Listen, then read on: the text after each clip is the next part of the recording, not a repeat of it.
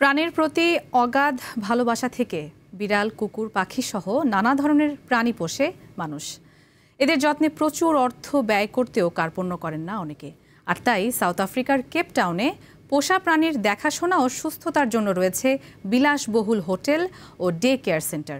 সেখানে কুকুরের জন্য ব্যায়ামাগার, থেরাপি ব্যবস্থা, গ্রুমিং সেশন সহ নানা ধরনের সেবা রয়েছে।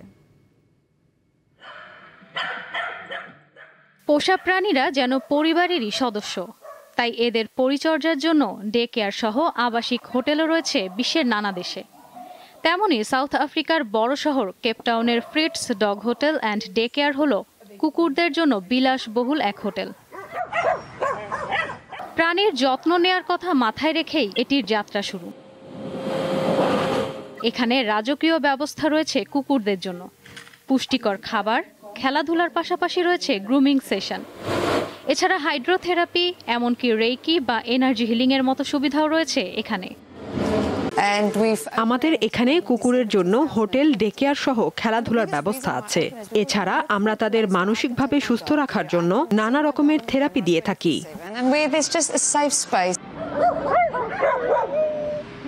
এটি এমন একটি জায়গা যেখানে কুকুররা শুধু থাকে না, বরং এক পরিপূর্ণ জীবন উপভোগ করে। এখানে কোনো ভেদাভেদ নেই।